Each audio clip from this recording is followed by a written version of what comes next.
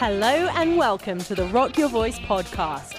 Vocal coaching tips that will transform your voice, interviews that will inspire, industry guidance, and so much more.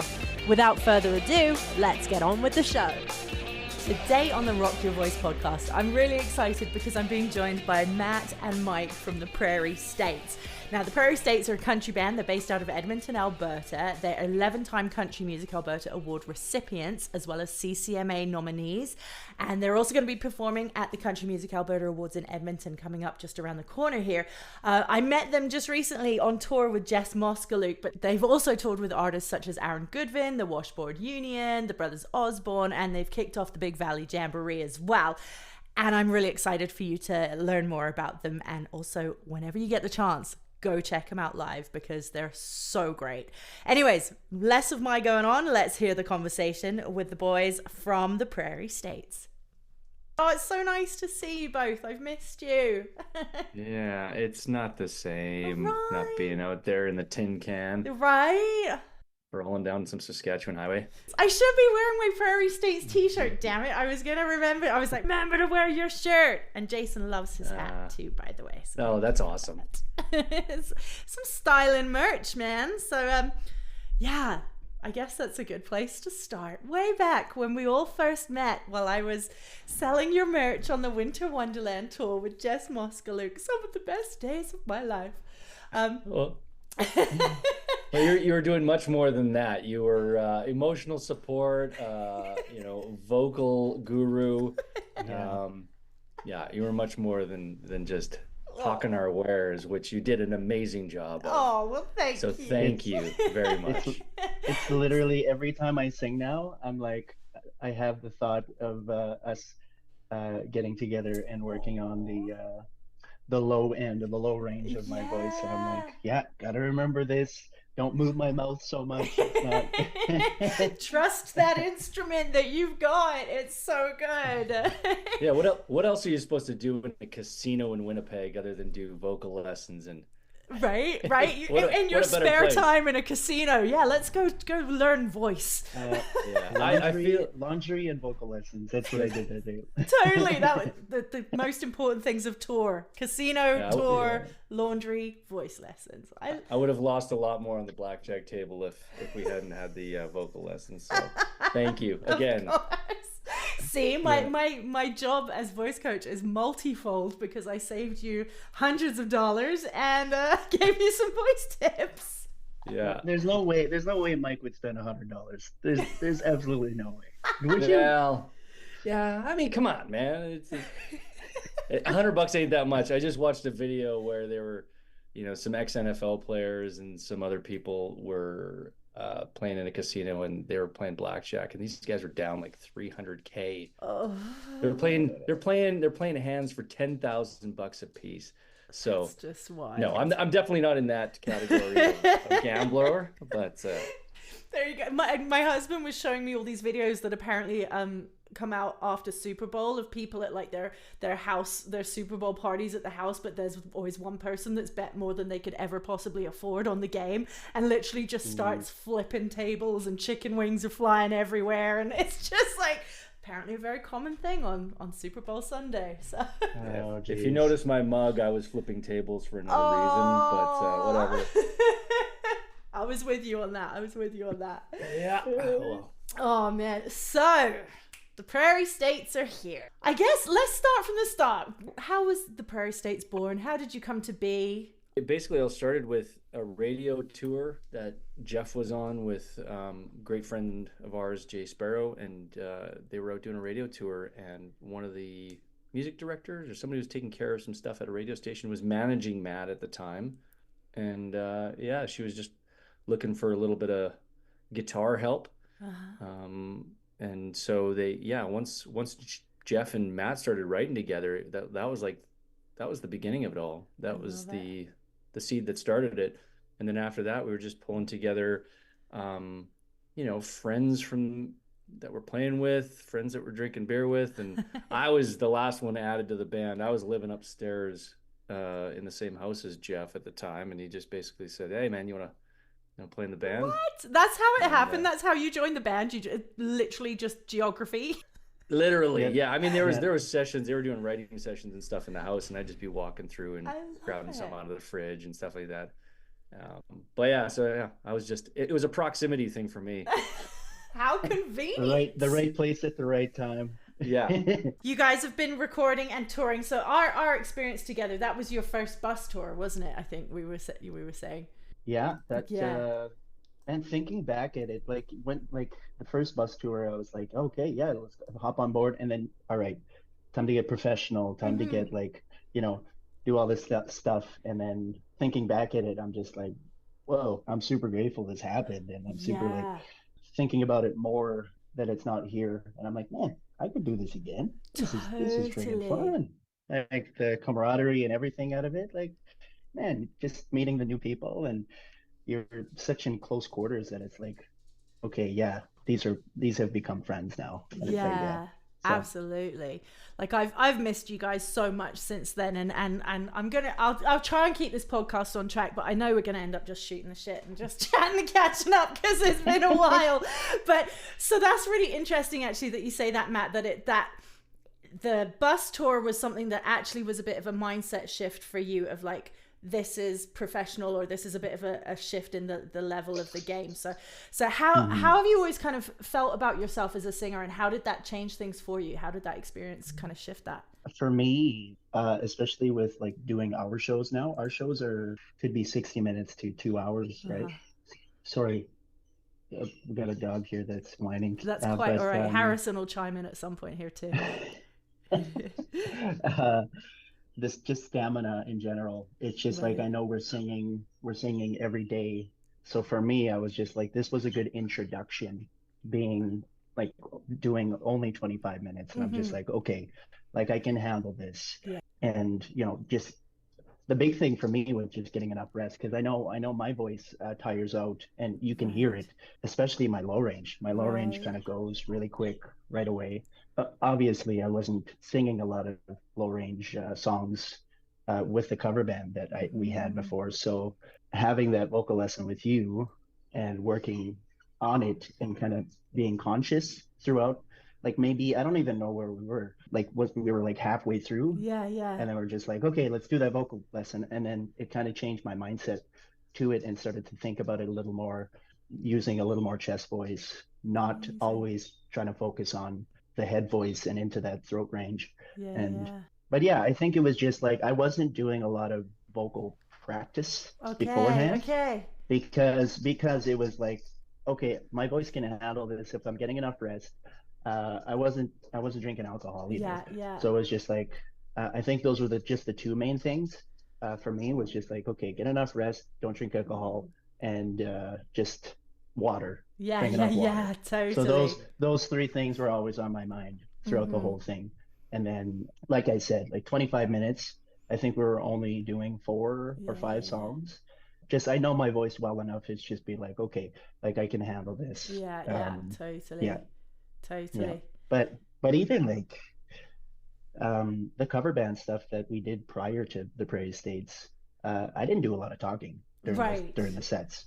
So even just that, we've added a lot of speaking notes in between Mm-hmm. songs. Mm-hmm. So going from speaking to singing strains my vocals as well. Right. So That's interesting. it's uh, it's it's a change, and I know that the longer the sets, the more I'm like I'd rather be singing the whole thing than Totally. doing stops in between and talking. Yeah. Yeah. And Yeah. so I don't know, yeah, That's really that kind of stuff. fascinating, actually, because if you've heard these guys live, or if you've seen their show, or if you've heard their music, Matt does. You have like, once you're in it, you're like up there, and it's like there's a lot of big higher stuff. So that's really Hmm. fascinating, because sometimes that shift of going from that placement of hitting that high stuff, and then having to reset to low, and then back up to that high, kind of engaged, the muscles are kind of activated, kind of thing. Hmm. It's a lot of kind of gymnastics to shift from one to the other. So that's a really interesting thing. Oh yeah, now you got me thinking. I'll send you some stuff to help you with that, because I just can't Yeah. help myself. Oh no, I This is appreciate it. Like I've talked to Mike and Jeff because we usually set up the sets yeah, yeah. for the shows. And like in the past or even still now, I'm just like, well, let's start with lows. Mm-hmm, Let's start with mm-hmm. the low range songs. and then make my way up into the higher register songs. Yeah, So yeah. that it's just, I'm like warming up, but also Right. I feel like if I start with higher songs, I just have a harder time putting my mind back into reaching into the lower register. For sure, for And sure. it just sounds tired. And I think Okay. it's because we had this conversation. I think it's because I'm focusing on, or I've had all of these experience with singing high Mm-hmm. register songs. Mm-hmm. So I'm always Mm-hmm. stuck in that throat head voice and not Gotcha. getting into that. So Yeah, your yeah, muscle memory is like, okay, it's time for work. Let's crank. Let's yeah, go. yeah. So, yeah, Power ballad. totally, totally. Yeah, that's really Yeah. interesting. I'd be interested because I would suspect it's a lot of muscle memory just getting geared up for like high intensity workout kind of stuff. So, Yeah. yeah, And I think that's exactly what it is. It's just muscle memory. And when we're doing the songs, you remember the lyrics and you just remember how to sing. yeah, yeah. And the hard stuff for me is talking. Like Right, I don't right. like the hard stuff for me is talking. But now adding in, because we're in country music for our band, I guess we're trying to go more into like me singing a little more lower. Yeah, And so taking that mindset and now that's work for me. yeah. So Absolutely. yeah. Hmm. Absolutely. I love it. No, that's really cool to be really, really observational of how your instrument's performing, how that's all working and everything. That's really, really awesome. How long have you guys been together now? The band was started in 2017. Okay, So okay, okay. it's 7 years. This last tour really kind of, it was interesting because it wasn't the full band. How did that feel to be touring without the full lineup of you guys? Other than like the rest of them are kind of jealous that they didn't. It's different. Like Yeah. I appreciate the opportunities and all that stuff, and we know that it is a different setup too. Like we were in theaters, Mm-hmm, and mm-hmm. it had there was a Christmas vibe to it, and Right, it brings right. a little different approach to some Totally. of the songs. And while I know we loved the experience of doing that, Yeah. there's nothing like playing Yeah. with a big band and Yeah. kicking it. And that's where all of that's where our hearts are at. For sure. Like we kind of joke that we're literally like a rock band in sheep's clothing. Right, Like I we're was right. kind of literally like about to say that. we're creeping around the corners just quietly. Oh yeah, Yeah, no, we're yeah, a country band, and then like bow yeah, bow. So no, all jokes aside, it's we come in a little bit hotter Yeah, than I think some other artists in our genre. for sure. And so, but we love that. We love that sizzle and that Totally. slam that we can bring live, and we it's personalities. Mm-hmm, We're mm-hmm. a five-piece band, and with that comes five different personalities, and Yeah, when you're kind of missing 40% of that, it sometimes it just feels a little different. totally. yeah. But yeah, we missed them, Yeah. but we had a blast. Like Awesome. playing those songs acoustically in front of a new audience every night. You can kind of get to the heart of it and kind of get to the core of the song, which is what we Right. love most about country music too. Is that at the core of it, you can just play a song, as a full band, or you can play it with just one guy and an acoustic guitar, Absolutely. and it's a great song is going to cut through no matter what. And so Totally. that was, yeah, we really we had a blast I and love playing it. these songs in front of new audiences every night, and you can really get the raw reaction of it in its truest form. It's pretty awesome. Yeah. So with that in mind, what's your guys' writing process with the five of you? Do you kind of split off and have co-writers, or a couple of you writing, or are you all writing and contributing together? How's your writing process work? Lately, we've been like kind of divide and conquer sort of Mm-hmm. thing, Mm-hmm. and it's been a lot more focused.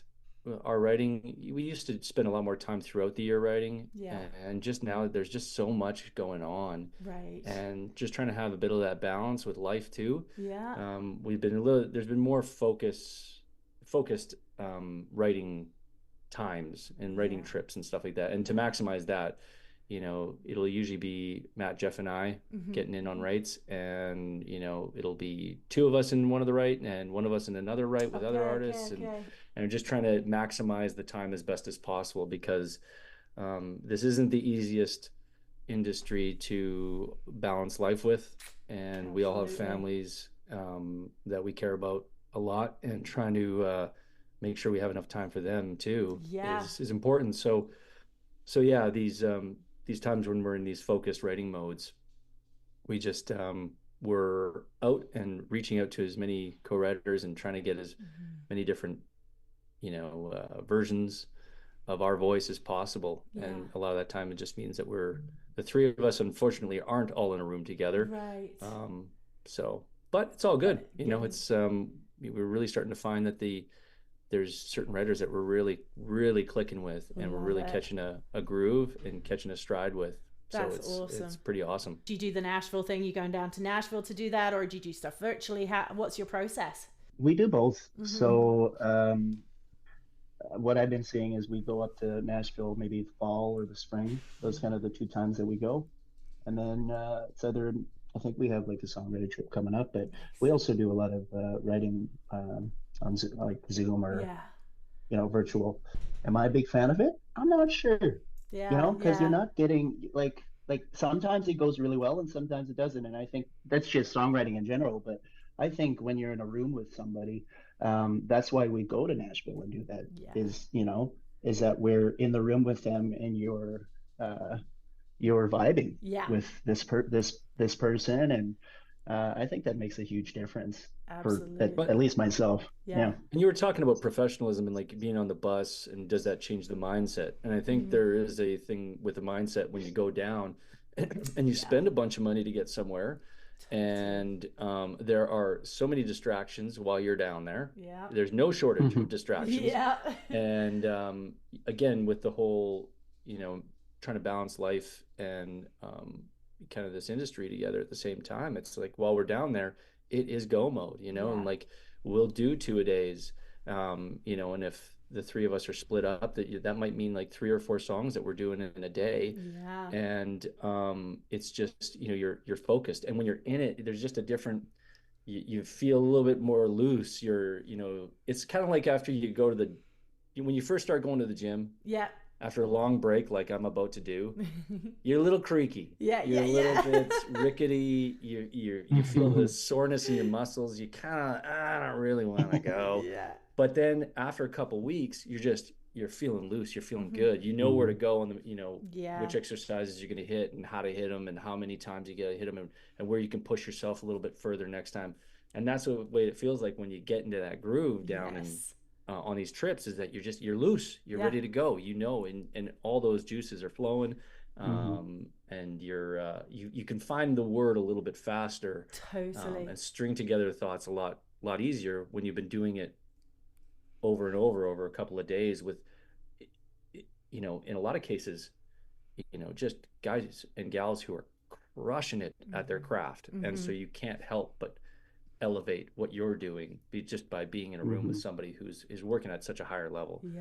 Absolutely. It's wild. I recorded an episode yesterday with Bonnie Baker, and she writes with like Hunter Hayes and tons of like really huge names. She's an amazing person, but we were really talking about this event that I'm going to be hosting in Nashville and how it's so important that it's like to be in it, and as well, like you said, and that's so important, is people freak out sometimes. It's like, oh, this is expensive and investing and all of this stuff, and it's like, no, like to have that skin in the game just makes it so much more valuable and so much more important. And again, that mindset of I'm taking myself seriously as an artist. It's there is a balance though too, like my wife has to remind me every time I go down, because I'm very, when I'm in something, I am locked in, and I do not deviate from the plan, and my blinders are on, and she has to remind me that this is also supposed to be fun. You can't forget that you're doing this because it is a very fun industry to be in. For sure. And so while being down there is a little bit like, when we go down, we try and look at, a couple of things. Like the last time we went down, Jeff and Matt got to go see Jason Isbell at the Ryman, and they made a point of going specifically to see something that they can't see at home. I picked another show by a band that I won't mention because they canceled on me. So I had to sit in the Airbnb. No, well, they're at Jason Isbell.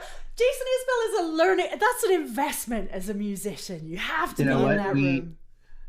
sorry, I wanted to say Yeah. we've seen the Nitty Gritty dirt band singer, Yeah. and we've seen John Bon Jovi there, and I'm just like, I'm looking to the right, and Jeff's like trying to take a picture of the guitarist, Yeah. and he's like, That's John Bon Jovi's guitarist right there," and I'm like, is that John Bon Jovi?" He doesn't even notice him, then he's like, "Oh, yeah." That's amazing. And meanwhile, I'm back at the Airbnb eating chips, watching John Wick, waiting for them to call me to come pick them up. It's a No. bust. But that's the sort of thing, is like you try and balance that out between like, yeah, Yes. you're in it, but also spend a little bit of time kind of enjoying something that you're not going to get at home. Be a little bit of a Totally. tourist. Yeah. But again, it's all about that balance. You don't want to Right. spend all that time and money getting down there and just, end up working off a 3-day hangover, hanging out on Broadway. Exactly. But a little wee I mean, hangover at the end of the trip ain't Right? It's all ain't a about big I mean, deal. balance. the songwriting in general is great. Like when you come out of there and it's just an amazing song, you Mm-hmm. feel so dang great. Yeah. That goes for the virtual stuff. Yeah. That goes for the Nashville stuff. Like it's just sharing ideas and being creative. I Yeah. think that's the big part of it. And then that's why we're in this industry. I think it's Totally. to be creative. So Absolutely. I think it's amazing. And like I've just started doing youth workshops Yes. Yes. for like songwriting. And then these kids who are grade 4, grade 5, grade 6, like they're coming up with this stuff that I'm just like, man, you're already a better songwriter than me. Like, Amazing. I love so that. it's cool. And I'm like, Yeah. I love making the melodies over it. And then look, you see the kids' faces, just like, I wrote that. Like, Yeah. yeah, heck yeah. But it's just That's all about great. being creative. Yeah. Matt, how Yeah. are they at singing? Because we may have a positioning opening up if they're that good. Like backup singers, like for No. you, No. Well, I mean, maybe some lead stuff. I don't know. We'll have to we'll have to talk about it. Yeah. But that's I mean, hey. yeah, that's interesting because when we come back around to like having that investment, the skin in the game, all of that kind of stuff, but when you say you're working with the youth groups and everything and writing and that creativity, it doesn't cost anything to nurture that. That is something that you can, like, if you're a aspiring writer and you're listening and you're like, oh, I can't afford to get to Nashville, I can't do all these big things that maybe are kind of bigger picture stuff, but like you said, getting the muscles moving and getting that into a routine and everything, that is something. All you need is a pen and a piece of paper to really start nurturing that. Like, I can't remember who said it, but I always go back to this quote. It's like, inspiration is for amateurs, the rest of us just get to work. And so it's I always try to remember this before we go on one of these trips, specifically, or before we're about to go into a real period of digging deep into writing. And it is that we're like, every morning I got like a notepad with some a pen, and I'll just honestly, you set the timer for 2 minutes. Yeah. And then usually you go a little bit longer, but it ends up between 2 and 10 minutes. Yeah. And you just try and write. Yeah. It doesn't have to be anything specific, doesn't have to rhyme, just get it flowing. And doing that for even a week, or if you can, a month before before your trip or something like that, I find like it changes everything, because we've done it where I haven't done any work leading up to it, and I've been lazy and let the distractions of all the other stuff that comes with being in a band get in the way of the actual thing, which is being creative and writing.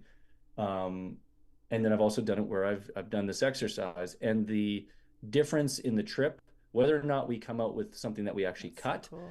But the feeling that I get when I'm in the right is that I'm contributing way more, and I'm not that my ideas are better than what's anyone else's in the room, but I just feel like the ideas that I am putting out are my best. Like it's the best that I can be, and it feels easier, and it just feels looser. So yeah, that's one thing that I've actually exercised, and it works. Like there's something to it. 2 minutes. Yeah. It doesn't sound like a lot, but it does, it's game changer. It's the consistency that changes everything. Totally. And then I guess going from that phase into the studio, what's your favorite phase? Is it the writing, the recording, the performing? What do you guys enjoy the most? I love all of it, but Yeah.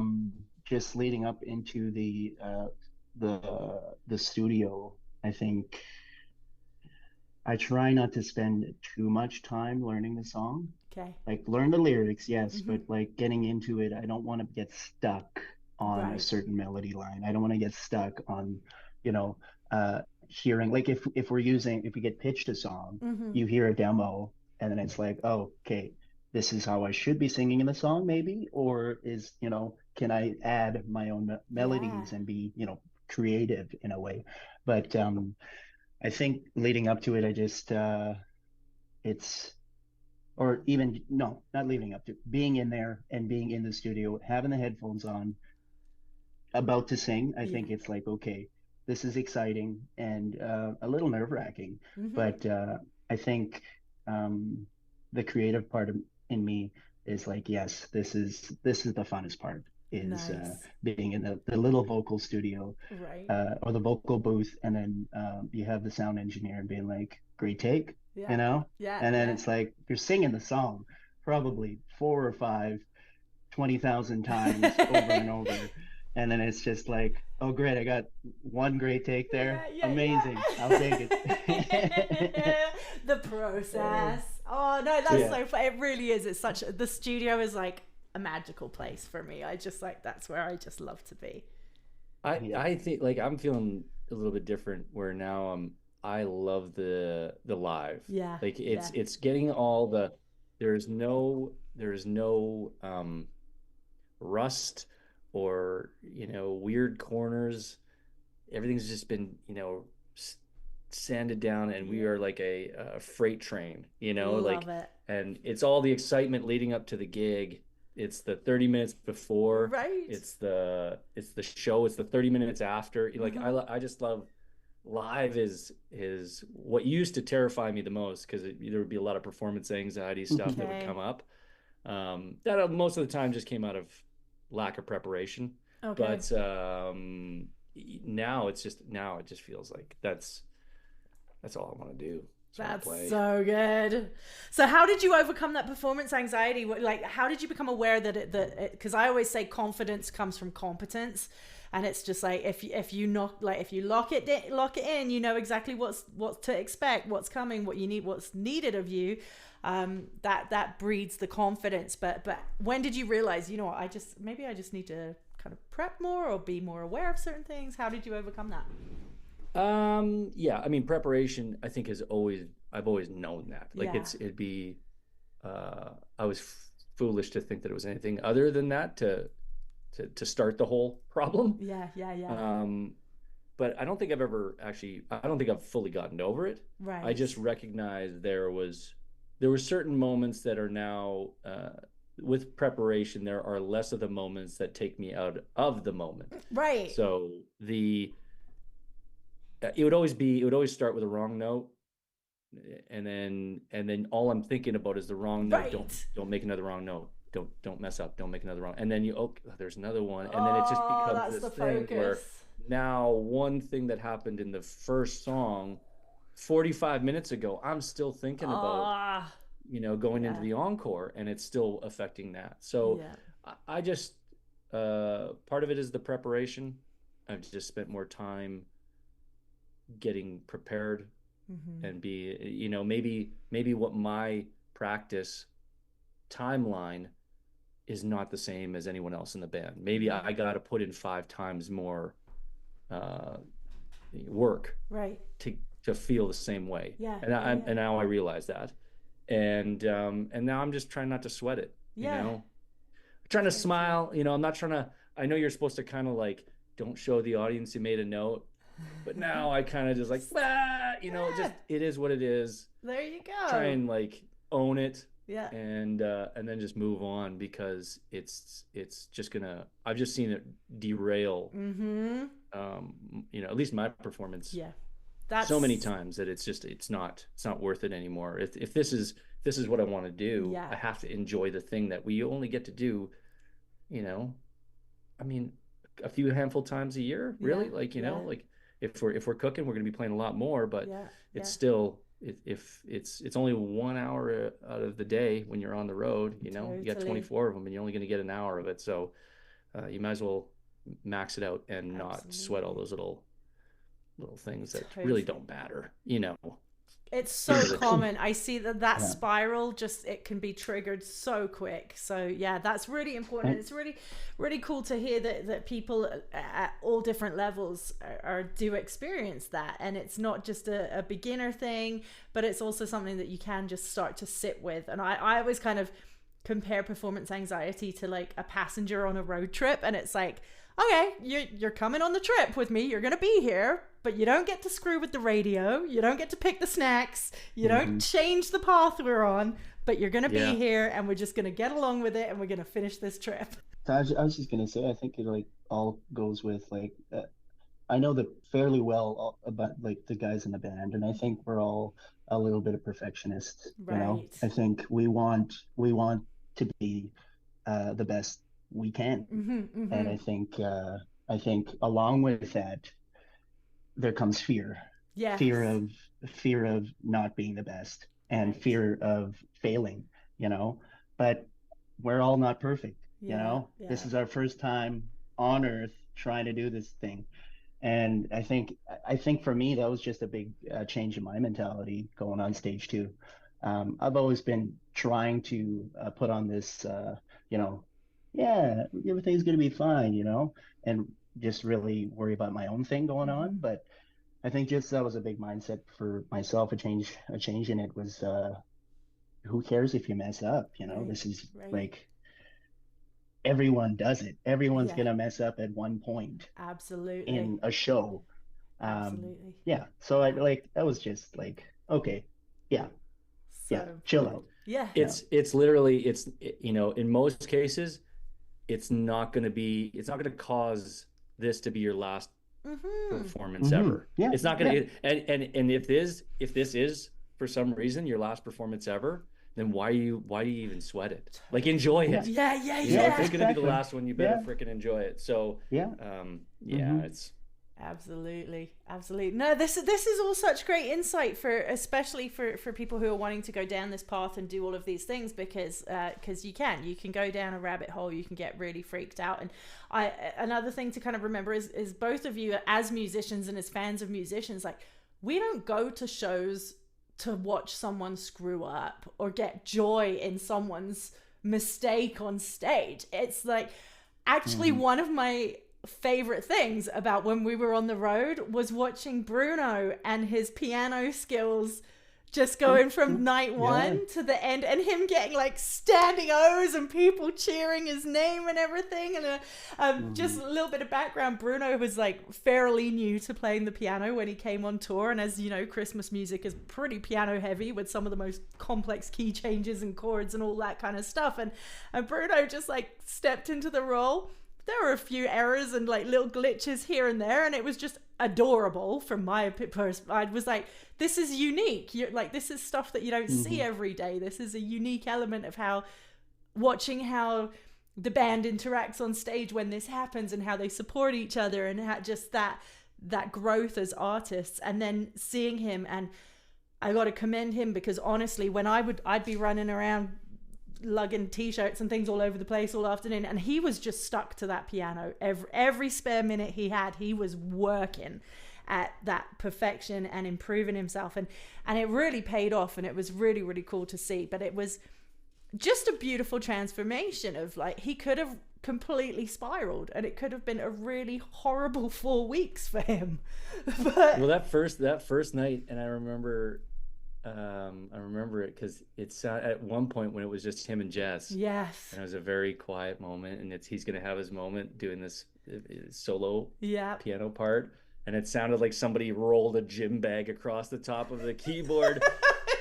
But he had owned it. Like, yes. And I thought it was, this is part of the show. This is fantastic. Right. Like, I just thought, like, the whole, setting the tone. Yep. Just, letting everybody know, hey, he learned this going into it and he's playing so beautifully. And then it was just like this, like he played it up because he had made an error, but he owned it, and it was awesome. Like it kind of made that part of the set that much better because he just embraced it and like, nah, this error is mine, and I'm gonna embellish it and kind of like brag about it. And it was great. And I think there's a bit of experience in that though too. Yes. Right? There's experience in that. And I think it's knowing that you know your instrument, and knowing that like you've had great shows. It's okay to laugh at yourself every once in a while. And I think Jess knows that. Like Bruno knows that. Like I think it's great. And then you're making it a show. Totally. It's part of the show now. Yeah, so that's awesome. It was just so great because she gave him that space to be okay with whatever happens here. Like she literally like teed it up, so everyone was almost like, okay, what's gonna happen? And then when every time he's knocking it out of the park and everyone's standing and cheering, it was just beautiful. So I really think if you haven't had those moments, then that is very strange. If you've not had those on stage live moments where you miss a note, your voice cracks, something happens, like, and that's what makes the stories of the journey too, right? I think that makes you a better musician, and B, you've got some really good stories to tell when things go completely off the rails. The best bonding moments I've had with artists that I've never met before are all the empty rooms that I've played, or all the floors that I slept on. It's all of the tough stuff. It's not like, hey, like reminiscing about the biggest show we've ever played in front of somebody. No, you're bonding over the tough stuff. And I watched this podcast where they were talking about how there's kind of a generation of artists where they're all built out of performing on socials and built on performing over Zoom or however it is, but very virtual. And they get to these levels now where they have an audience that want to come see them live. They get tours booked for them, and then there's just this it's this fear that takes over, and they can end up having to cancel tours and stuff like that. And when at the end of the day, like, this is, if things go awry, that's where you're gonna grow, and that's where things are gonna get better. And I was a victim of my own fear of failure for so many years, and I'm just and now it's just like failure is just, you're just growing, so you're just learning. And I think that that's important. And I need to remind myself that more often too. So absolutely. I love this. So with regards to kind of the current world of the Prairie States, how's everything going with the music and the singles and all the stuff? Tell me about your things. It's just a lot. There's always just like, it's when you're done, when the crazy thing is that when everybody sees us put something out, that usually means, and we've worked really hard at keeping it this way, is that usually means there's already 6 other things that are getting prepped for coming out down the road. So when the album came out it's the beginning of January now, we already got, there's already, I don't want to say how many, but there's enough for another album. Like there's enough stuff for the next one, and we're already working on that. So it's again, a reminder from my wife, and a lot of times Matt too, but it's just like, take the time to like, hey, let's celebrate this thing that just happened, because you can get really caught up in the next thing. Absolutely. To keep everything rolling. So, but the response on the album has been awesome. Fantastic. And we were just so happy to be able to finally put out all this music in one spot and share it as a body of work. Because it also means that we can start working on the getting ready, everybody ready for the next thing, which we are extremely excited about. it's a real like Trouble Is as an album was a real growth for us. It was it's kind of a journey of this, the moment that we signed with Willing Records, and we had some songs that we were really proud of, and Willing got behind and started putting those out, and then it moved into this, working with Eric Dillon and Bobby Wills on the remainder of that record. And it's just this arc of this time period of us getting signed and growing as a band, and then now this new stuff, it feels very solidified, and it feels like we know who we are and we know where we're going, and it's we're pretty pumped. Awesome.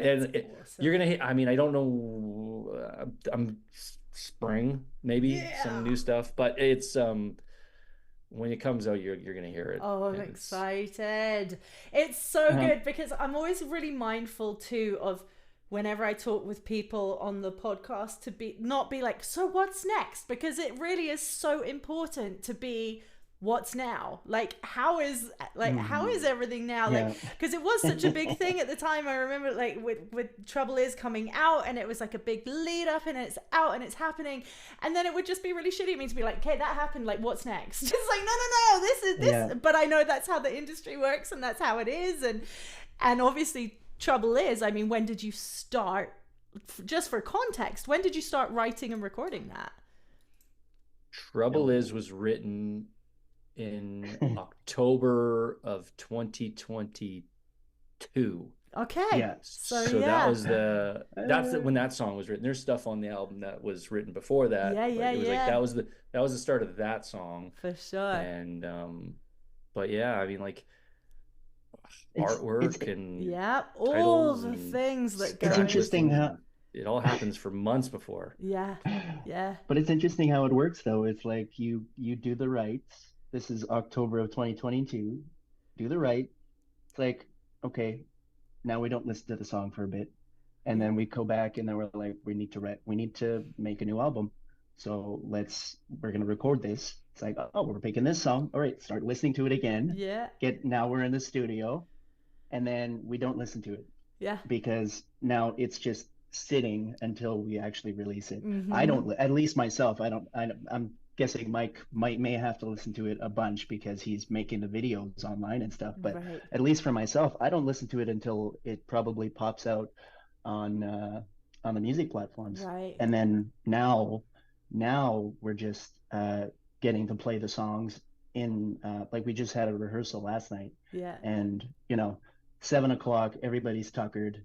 I just drove in from Calgary, and it's just like, for me at least, I think my like Mike was saying, I try to make it positive, and I try to be that guy during our rehearsals. I understand everybody just worked, everybody's tired, but at least for me, like this is exciting, because I want to sing these songs again that we've been sitting on. Now it's time to work on these. It's time to play these for everybody, and it's super exciting. So good. That is one thing I forgot about, is that and I think it's a lot of it is me. I'm a bit of a stickler to like until somebody can go and stream it.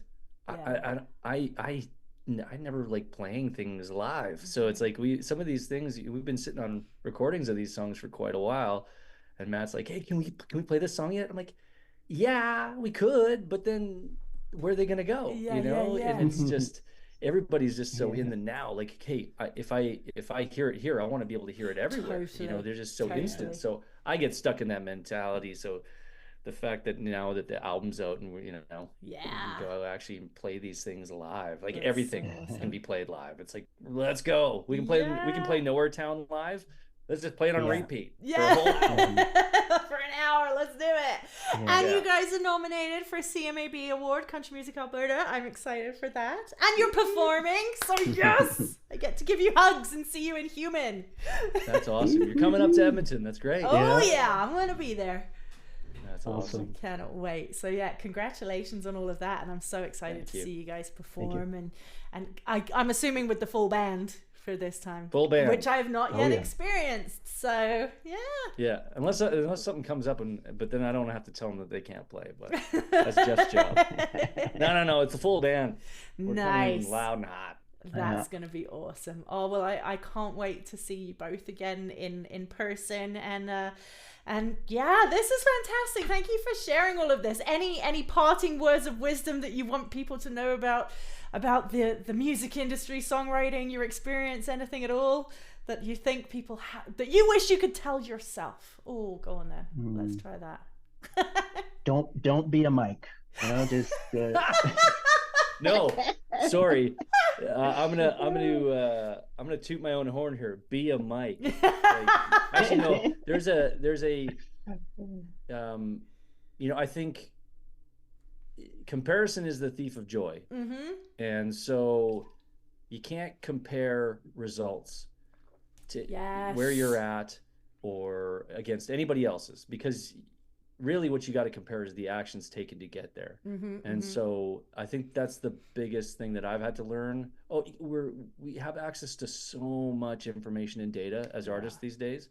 You can get caught in the minutia of, well, why do they have so many streams versus why don't I, and how do I get my save percentages up, and how do I have a larger reach? It's like, okay, if you're comparing against what you've done in the past to where you are now, fantastic. But comparing yourself to others is just going to rob you of the thing that of the joy that this is supposed to bring you.